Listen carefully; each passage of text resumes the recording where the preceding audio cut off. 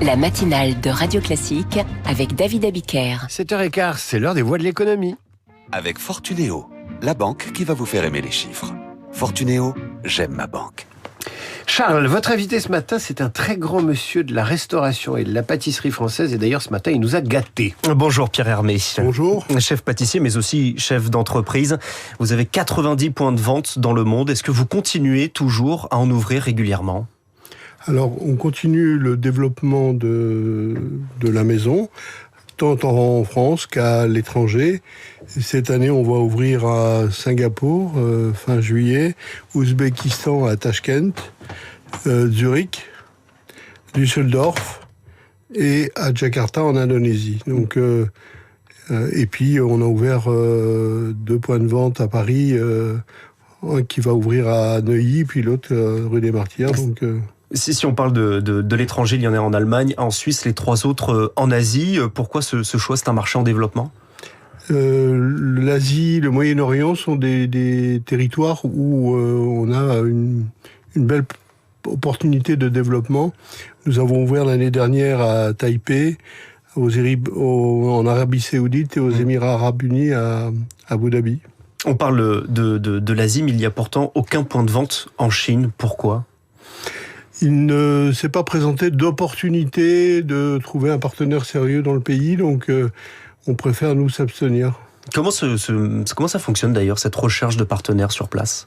Très souvent, ce sont des potentiels partenaires qui nous contactent parce qu'ils ont un projet, et dans notre activité, on a 2 parties. Ça veut dire qu'on a la partie des boutiques pignon sur rue, et puis nous avons également des collaborations avec des hôtels pour lesquels on prend tout ou partie de la pâtisserie en charge. Et c'est le cas par exemple à la Mamounia à Marrakech, où on s'occupe de toute l'offre sucrée. Et c'est ce qui se passe dans la plupart des hôtels avec lesquels on intervient. On est présent dans des hôtels en Allemagne, au Maroc, à Abu Dhabi, à Riyad, à Dubaï. Nous avons ouvert il y a quelques semaines une collaboration avec le Mars Al Arabe du groupe Jumeirah à Dubaï. Et quand vous ouvrez un point de vente à l'étranger, est-ce que vous y proposez la même chose que dans vos boutiques françaises ?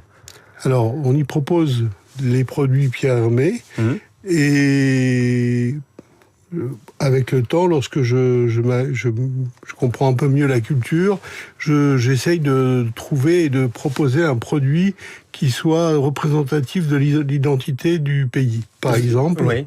Au Maroc, j'ai fait un petit gâteau à base de crème et donc une pâtisserie qui reprend la forme de la corne de gazelle avec une composition qui se rapproche de la corne de gazelle. Il y a une pâte d'amande, la fleur d'oranger, une compote d'orange, un croustillon à l'amelou et une crème à l'amande. Et en fait, c'est devenu la pâtisserie la plus vendue à la Mamounia. Et ces types de créations, ensuite, vous les réimportez en France ? On peut les retrouver dans vos boutiques ? Tout à fait. Il y a une saveur que j'ai créée il y a quelques années pour un des restaurants, un dessert pour un des restaurants de la Mamounia, qui s'appelle Jardin de l'Atlas, qui est fleur d'oranger, orange, citron et miel. Et en fait, c'est un gâteau Jardin de l'Atlas qui se retrouve dans toutes les boutiques, soit en France, soit au Japon. Donc oui, il y a effectivement des allers-retours comme ça qui sont intéressants. Et puis, il y a des saveurs qui deviennent des saveurs fétiches de la maison. On vous connaît surtout pour vos macarons. Là, on parle des créations. Le macaron qui est un emblème français. Comment êtes-vous tombé dedans ? Oh, c'est une longue histoire, mais quand j'ai commencé dans le métier, j'aimais pas les macarons, et parce que je trouvais ça pas assez savoureux, pas assez de goût, et très sucré. Et puis donc j'ai essayé de contourner cet obstacle pour dire qu'est-ce qui donne du goût aux macarons, c'est la garniture, et c'est aussi pour ça que dans nos macarons, la garniture est très généreuse. Et puis c'était un terrain vierge en termes de créativité. On y faisait café, chocolat, vanille, framboise. Et du coup, il y avait vraiment un territoire pour pouvoir créer et amener des nouvelles saveurs. Et la plus connue étant Ispahan, rose litchi framboise, ou Mogador, qui est fruit de la passion chocolat au lait. Et puis, je ne sais pas combien de recettes il existe de macarons, mais elles sont nombreuses. Et vous en avez créé combien, vous ? Moi, j'ai dû en créer plus de 1000. Plus de 1000 recettes de macarons. Vous êtes issu d'une famille de boulangers-pâtissiers alsaciens. Est-ce que les goûts, les saveurs de cette région ou de votre enfance, on les retrouve également dans vos créations et notamment dans vos macarons? Alors, il y a une saison dans laquelle on retrouve ce goût-là, c'est à Noël. À Noël, on fabrique un gâteau qui s'appelle le Stollen, qui est une spécialité allemande, alsacienne, à base de fruits secs, fruits confits. Et puis, après, en mois d'août, on fait de la tarte au quetch, quetch d'Alsace.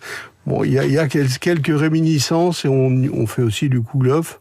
Bien sûr. Il y a quelques réminiscences de l'Alsace.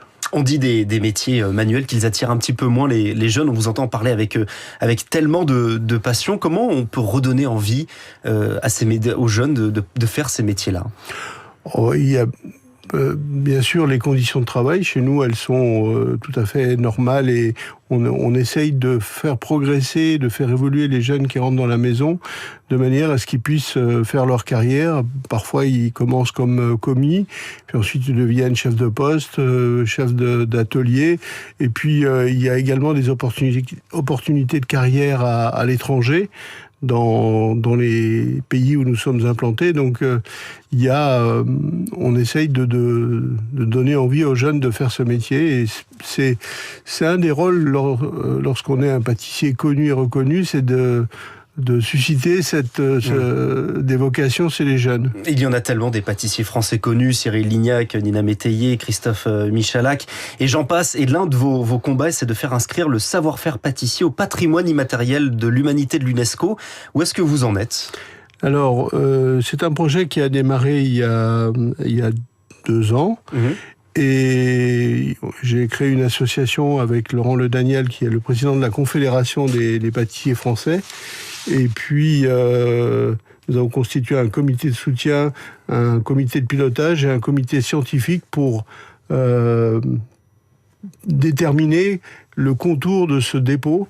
Alors, c'est une reconnaissance au patrimoine immatériel du ministère de la Culture. C'est la première étape et la plus importante, on va dire. Et puis ensuite, il y a pourquoi pas une candidature à l'UNESCO, mais la pâtisserie française incarne une part essentielle de notre culture, au même titre que la gastronomie. Donc, bien sûr, la plupart des pâtissiers étrangers viennent se former en France. Et chez vous notamment. Merci Pierre Herbé, chef pâtissier chocolatier et invité des Voix de l'économie. On va pouvoir les déguster, vos macarons.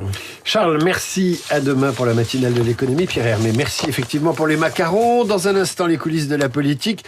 Mais pour l'heure, il est 7h23. Et si on parlait français, voici